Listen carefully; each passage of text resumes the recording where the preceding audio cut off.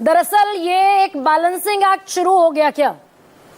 और वही balancing act across nation भी दिखता है कि यादव और मुसलमान आरोपी दिख जाते हैं और शुक्ला, मिश्रा और जितने भी बाकी अपनी पॉलिटिक्स के साथ जो जल करते हैं वो आरोपी नहीं दिखते।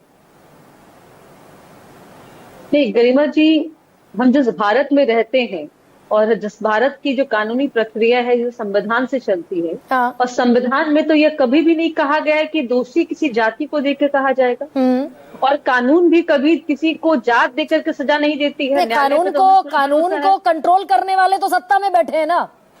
नहीं गरिमा जी, और वो एक मानसिकता से गवर्न होते हैं। नहीं गरिमा जी, मुझे लगता है कि इस बात में थोड़ा अंतर है कि आपने कहा कि सत्ता में बैठे लोग गवर्न करते हैं, क्योंकि बिहार, अगर मैं बिहार की बात करूं तो बिहार में कई दशक, 2 दशक जब माननीय मुख्यमंत्री ने बिहार को संभाला, फिर जाति उन्माद और जाति देख करके के कार्रवाई करनी बंद हो गई है। और यहाँ पे जब भी ये दुर्भाग्य है, पहली बात ये जो घटना है ये दुर्भाग्य है, इसकी कड़ी शब्दों में निंदा होनी चाहिए, क्योंकि कभी भी किसी धर्म को इजाजत नहीं है, किसी जाति को इजाजत नहीं है कि वह बताएगा कि इसका क्या कार्य है। जिसके पास ज्ञान है बिल्कुल वो ज्ञान का प्रदर्शित करेगा। अगर आपके पास ज्ञान है, आपने डिग्री ली है, तो आप निश्चित तौर पे कॉलेज में पढ़ाएंगे। नहीं, लेकिन अनुप्रिया, इस बात में तो मेरे ख्याल से किसी को संदेह नहीं है कि एसएसपी साहब ने खुद मान लिया। मैं यूपी पर अभी कंसंट्रेट होकर आपसे सवाल पूछती हूँ। एसएसपी साहब ने मान लिया कि अभद्रता हुई, पेशाब छिड़का गया, पीटा गया, पैसे रुपए छीन लिए गए। इस बात में तो किसी को कोई संदेह नहीं होना चाहिए जब एसएसपी साहब का ऑफिशियल स्टेटमेंट है। जी, तो मुझे लगता है कि देखिए, यही अब अगर आप यूपी की ही बात करते हो गरिमा जी, मैं वही आती हूँ कि अगर जिस भी कथावाचक के साथ में दुर्व्यवहार हुआ और आपने ही बताया कि 4 लोगों को गिरफ्तार किया गया, 50 लोगों को उसमें शॉर्टलिस्टेड की गई है, तो कार्रवाई की गई है, ये जाति के आधार पे नहीं की गई है, या जिसके साथ घटना घटी है इस कारण से हुआ है।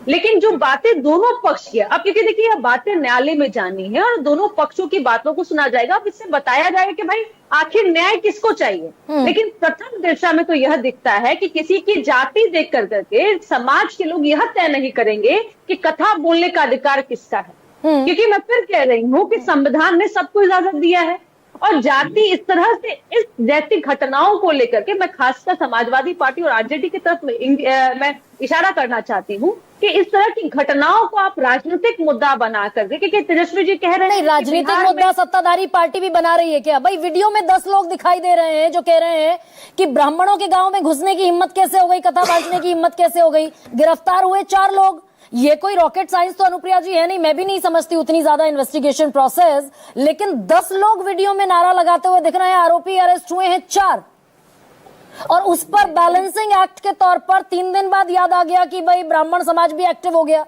कि छेड़छाड़ हुई थी। नहीं गरिमा जी, फिर ये रिवर्स क्या रिएक्शन आया हम इस पर चर्चा नहीं करेंगे। लेकिन प्रशासन ने मुस्तौदी से वहां पे जो घटनाएं हुई जिस पे आरोप लगाएगा, हमने आप पे आरोप लगाया और आरोपी ने जिनको चिन्हित किया उस पर कार्रवाई हुई है, और उसमें अज्ञातों की लिस्ट भी है। मैं फिर कह रही हूँ कि यहाँ पे जो घटना हुई है, इस घटना को राजनीतिक रूप देने का प्रयास, यूपी से बिहार लाने का प्रयास कि भाई जिसकी आबादी ज्यादा है उसके साथ में अत्याचार होगा तो हम सहेंगे नहीं। पहली बात कि किसी के साथ भी अत्याचार होगा तो सहा नहीं जाएगा। नहीं, ये लेकिन मानसिकता ड्रिवन है क्या अनुप्रिया?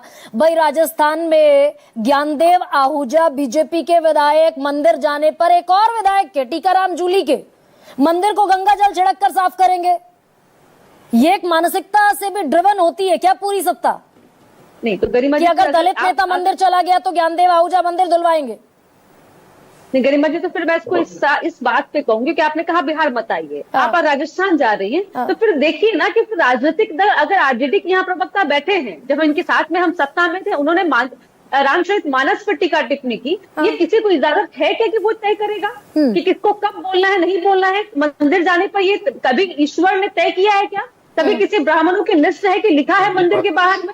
यह जितनी भी घटनाएं यह घोर निंदनीय है कि किसी को भी इजाजत नहीं है किसी के धर्म पे बोलने पे, किसी को रोक लगाने पे। लेकिन अगर तो चोला पहन के बैठ जाए कि हम जाति धर्म की राजनीति करेंगे, इस चोला से बाहर निकलना होगा, क्लैरिफिकेशन देना होगा कि अगर रामचरितमानस पे आपको बोलने का इजाजत है तो आप मुस्लिम समुदाय के ऊपर बोल सकते हैं, लेकिन आप इस तरह से बंधे हैं कि एम वाई समीकरण की राजनीति करेंगे। क्यों एम वाई के अलावा क्या पूरे समाज में? नहीं तो अनुप्रिया, फिर मैं भाई एमवाई की सियासत अगर करता है विपक्ष तो फिर उसी एमवाई की सियासत को पूरी तरीके से डिसोन भी तो कर देते हैं उत्तर प्रदेश के मुखिया। विधानसभा में खड़े होकर आरोपियों के नाम बांटते हैं, 14 नामों में से सिर्फ 2 नाम पढ़ते हैं। वो कौन सा रिटोरिक है फिर? नहीं, वो यही रेटोरिक है ना कि मुसलमान यादव वोट बैंक किसी और पार्टी का है। हम अगर साधेंगे निशाना मुसलमान और यादवों पर तो बाकी लोग हमारे पाले में आकर खड़े होंगे। एब्सोल्यूट। गरिमा जी देखिए, फिर मैं ये भी कहूंगी ना कि जब अगर बतौर सरकार जो योजनाएं बनती है तो यह तो तय नहीं होता ना कि योजनाओं का लाभ फिर यादव और मुस्लिम लेगा या यादव मुस्लिम नहीं लेगा। हाँ। उस योजनाओं का लाभ जो लेने के लिए कैटेगरी होता है उस कैटेगरी के लोगों को मिलता है। लेकिन अनुप्रिया, चुनाव तो इसी बिना पर जीते जाते हैं भाई, चुनाव तो इसी बिना पर जीते जाते हैं कि बुलडोजर चढ़ा देंगे सारे मुसलमानों के घर पर। अब ऐसे में जयंत